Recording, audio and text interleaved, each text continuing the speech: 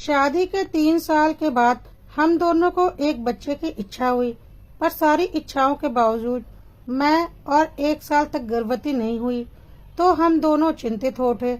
हमने आपस में विचार विमर्श किया और डॉक्टर के पास गए। सबसे पहले मेरी जांच हुई। जांच रिपोर्ट आने के बाद भीतर में चल रहे अंतर्द्वंद को संतुष्टि मिली कि मुझ में कोई भी कमी नहीं है, अर्थात मैं मां बनने में सक्षम हूँ।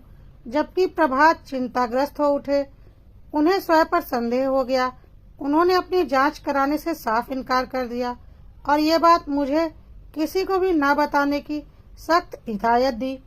अरुंधति, जैसा कि तुम्हारे चेकअप से स्पष्ट हो चुका है कि तुम में कोई भी कमी नहीं है, तो जाहिर सी बात है कि मुझ में ही कमी है। तुम मां बनने में सक्षम हो, पर मैं पिता बनने में नहीं। तभी तो 4 साल हो चुके हैं हमारी शादी को और हम लगातार 1 साल से कोशिश कर रहे हैं, पर तुम अभी तक गर्भवती नहीं हो पाई हो।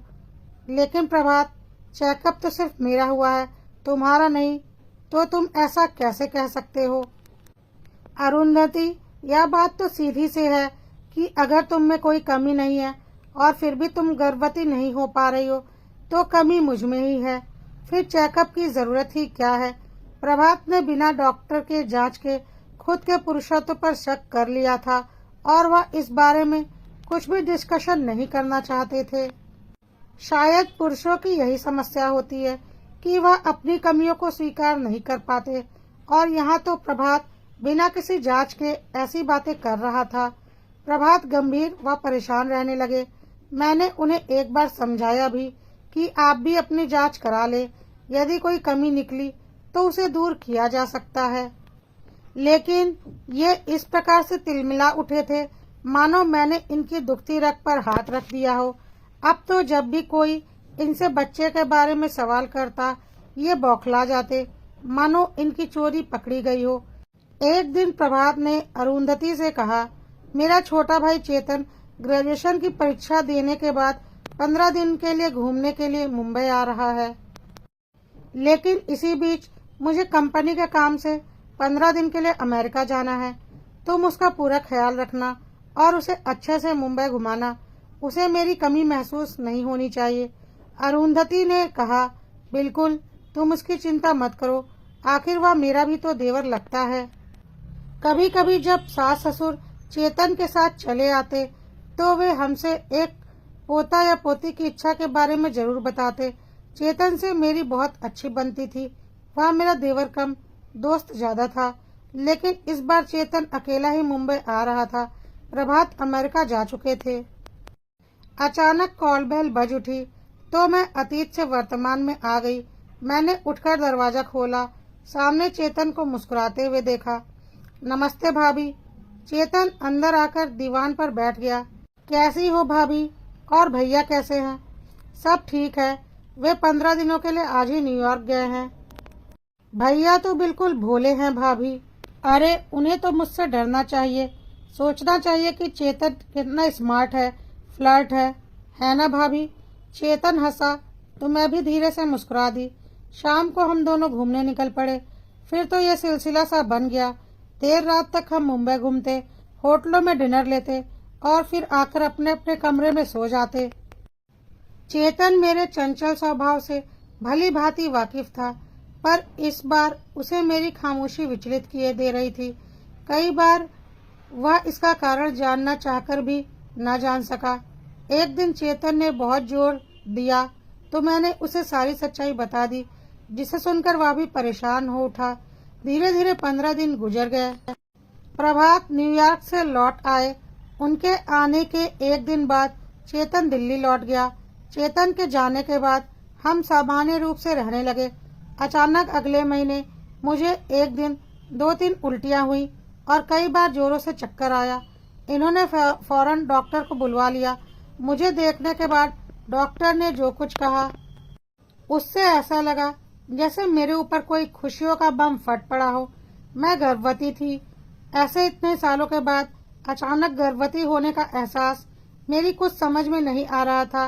ये भी ऊपर से तो खुश दिख रहे थे, पर अंदर से संशय से घिरे हुए थे। मैंने एक दिन इनके अंदर आए हुए शक को दूर करने के लिहाज से बोला, आप खुश नहीं हैं? शादी के इतने सालों बाद आप पिता बनने वाले हैं। तुम शायद ये साबित करना चाहती हो कि तुमने गर्भवती होने के लिए कोई अनुचित कार्य नहीं किया। साथ ही मेरी कमी को जानते हुए भी उस पर जबरदस्ती पर्दा डालने का एहसान मुझ पर करना चाहती हो। मुझे दुख है कि आपके मन मस्तिष्क में हीन भावना घर कर गई है और ये सब उसी की उपज है। आपके मन में यह हीन भावना घर कर गई है कि आप अधूरे पुरुष हैं। इसमें गलती क्या है? अगर सक्षम होता तो क्या इतने साल कम होते हैं जिसके दौरान हमने लाख चाहा पर तुम गर्भवती नहीं हुई? और फिर आपने ये भी कैसे सोच लिया कि मैं मातृत्व सुख के लिए अपनी पवित्रता और पतिव्रता को दांव पर लगा सकती हूँ? भला तुम्हें सफाई देने की क्या जरूरत है? मैंने तो अपने मुंह से ऐसा कुछ भी नहीं कहा। बात तो तुमने ही शुरू की है। पर सच्चाई तो यही है कि मेरे घर में पल रहा अस्तित्व आपका ही है और उसे अभी ही अस्तित्व में आना था, है ना? जब मैं 15 दिनों के लिए देश से बाहर था और तुम्हारा देवर इन 15 दिनों के लिए तुम्हारे साथ घर में अकेला था। ये व्यंग से मुस्कुरा दिए। अच्छा इत्तेफाक है। हाँ, इस इत्तेफाक पर तो मुझे भी घोर आश्चर्य है, पर यह इत्तेफाक ही है और कुछ भी नहीं। बकवास कर रही हो तुम। अचानक इनका स्वर तेज हो गया। आप ये क्यों भूलते हैं कि आपने अभी तक अपना चेकअप नहीं करवाया है? हो सकता है हम दोनों में ही कुछ कमियां रही हूँ जो इन वर्षों में स्वतः ही दूर हो गई हूँ, या पर ये इत्तेफाक कभी भी मेरे गले से नहीं उतर सकता। देखो अरु, मैं तुम्हें दोषी नहीं ठहरा रहा। मैं तुम्हारे बच्चे को अपना ही नाम दूंगा। बस तुम ये मान लो कि इसका बाप मैं नहीं, चेतन है। अगर तुम इसे स्वीकार कर लोगी तो मैं भी इस बात का जिक्र तक नहीं करूंगा। पर जो असत्य है उसे मैं कैसे स्वीकार कर लूं? तुम जबरदस्ती मुझे दोषी ठहरा रहे हो। प्रभात, हीन भावना से तुम्हारा विवेक खो गया है। मैं सतयुग की सीता तो नहीं जो अग्नि परीक्षा दे सकूंगी, पर सच्चाई क्या है ये तो अपने भाई से भी पूछ सकते हो। इसकी जरूरत भी क्या है जब सच्चाई सामने है। उसके 15 दिन यहाँ रहने के बाद ही तुम गर्भवती हुई हो। क्या इससे बड़ा कोई सबूत है? वक्त गुजरने लगा। हमारे बीच ये विवाद तूल पकड़ता गया, जो दीमक की भांति हमारे दाम्पत्य को चाटने लगा। ये अब जब भी दफ्तर से आते अलग कमरे में जाकर सो जाते और मैं रात भर तन्हाई में करवटें बदलती रहती। सुबह यह देर से उठते और जल्दी ही ऑफिस के लिए रवाना हो जाते। डॉक्टर ने मुझे तनावग्रस्त रहने के बजाय खुश रहने की हिदायत दी थी ताकि बच्चे पर इसका प्रतिकूल प्रभाव न पड़े, पर मैं तो दिन ब दिन अधिक तनावग्रस्त होती जा रही थी। मेरी समझ में नहीं आ रहा था कि आखिर इस समस्या का समाधान क्या हो सकता है। कैसे इनके दिलो दिमाग से हीन भावना और शक का जहर निकाला जा सकता है। धीरे धीरे जब इनकी बेरुखी की पीड़ा असहनीय हो गई, तब एक दिन इन्हें ऑफिस जाते वक्त मैंने रोक लिया। आखिर इस तरह से कैसे और कब तक चलेगा? क्यों बेवजह मुझे और स्वयं को सजा दे रहे हो? क्या हो गया है आपको? क्यों अपने ही हाथों से अपना बसा बसाया आशियाना उजाड़ने चाहते हो? ये कैसी हीन भावना है जो आपको अपनी वास्तविकता से दूर किए जा रही है। काफी देर तक मैं सिसकती रही और ये शून्य में निहारते रहे। फिर ना जाने किस भावना से वशीभूत होकर इन्होंने मुझसे कहा, सुनो, तुम दिल्ली चली जाओ। तुम्हें वैसे भी अब देखभाल की जरूरत है। वहाँ सभी लोग हैं। माँ सुनेंगी तो तुम्हें यहाँ रहने भी नहीं देंगी और आप यहाँ अकेले रहेंगे। मैं रह लूंगा। कहते कहते पुनः इनका स्वर भर्राया था। मैं ना चाहते हुए भी दिल्ली आ गई। सास ससुर देवर ननद ने मुझे पलकों पर बिठाया था। मैं जैसे सभी की आशाओं का दीप बन बैठी। चेतन ने मुझसे एक साथ कई सवाल कर डाले, जिसके जवाब में मुझे सब कुछ बताना पड़ा था। सुनकर उसके कोमल हृदय को गहरी ठेस लगी थी। एक समय तो उसने मुझसे यहाँ तक कह दिया कि मैं भैया से बात करके देखता हूँ, पर मैंने उसे मना कर दिया। फिर वो दिन भी आ गया जब मुझे मातृत्व सुख मिला। मेरा हृदय तृप्त हो गया, पर इनकी अनुपस्थिति मेरे हृदय के एक कोने में टीस बनकर चुभ रही थी। बच्चा बिल्कुल इन पर गया था।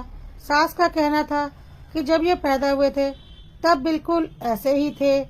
मैं भी इस बात से काफी आश्वस्त थी। मानो वह मेरी पवित्रता का सबसे जीवंत परिचायक। घर के लोगों ने फोन कर इन्हें यह खुशखबरी दी, पर ये काम का बहाना बनाकर नहीं आए। मैं रो पड़ी। मेरी पीड़ा चेतन से देखी नहीं गई। वह मुझे इन्हें साथ लेकर आने का वादा करके मुंबई रवाना हो गया। 2 दिन के बाद जब वह आया तब वह अकेला और बिल्कुल टूटा हुआ प्रतीत हो रहा था। वह मेरे समीप बैठकर रो पड़ा। भाभी, ना जाने वह कौन सी मनहूस घड़ी थी जब मैं मुंबई गया था। ना मैं मुंबई आपके पास जाता, ना भैया आपकी पवित्रता पर संदेह करते। भैया बहुत जिद्दी हैं भाभी, लेकिन मैंने भी उन्हें बहुत कुछ कह दिया है कि अगर उनमें जरा सी भी गैरत होगी तो वे आएंगे, जरूर आएंगे। 3 दिन के बाद ही ये आ गए। इनके आने की खबर से मेरा दिल एक बार की धड़क उठा था। जब ये मेरे कमरे में आए तो इनकी स्थिति देखकर मेरा कलेजा मुंह को आ गया। काफी कमजोर हो गए थे और चेहरे से बिल्कुल विचलित लग रहे थे। ये पालने में सोए बच्चे को काफी देर तक देखते रहे। इनके चेहरे पर कई रंग आते और चले जाते, फिर इनके चेहरे पर उदासी मुस्कान में तब्दील होने लगी और बरबस ही इन्होंने बच्चे को उठाकर सीने से लगा लिया। देखा प्रभात बेटे, माँ जी ने पीछे से आते हुए कहा, मेरा पोता हूबहू तुम पर गया है। जब तो छोटा था तब बिल्कुल ऐसा था। इन्होंने स्वीकृति में सिर हिलाते हुए चेहरा ऊपर उठाकर पलकें भींच ली। आंसुओं की 2 बूंदें गालों पर छलक पड़ी। मेरे समीप बैठकर ये फफक उठे, अरु मुझे माफ कर दो, मैं भटक गया था। हीन भावना का शिकार हो गया था, मैं पागल हो गया था जो तुम पर संदेह किया। काश मैंने पहले ही अपनी जांच करा ली होती, पर मेरी हिम्मत नहीं हो रही थी। तुम्हारी जांच के बाद मुझे अपने आप पर संदेह हो गया था और ये यकीन भी था कि मैं पिता बनने में अक्षम हूँ। लेकिन परसों मैंने अपनी जांच कराई तो पता चला कि मुझ में कोई कमी नहीं है। डॉक्टर के अनुसार ऐसा कभी कभी हो जाता है कि पति पत्नी की इच्छा के बावजूद सालों साल कोई बच्चा नहीं होता। इसके कई कारण हो सकते हैं और इत्तेफाक भी। मैंने तुम्हें बहुत दुख दिया है अरु। एक बार मुझे माफ कर दो अरु। अब मैं तुम्हें कोई तकलीफ नहीं दूंगा। मेरी गोद में सिर रखकर ये बच्चों की भांति बिलखने लगे।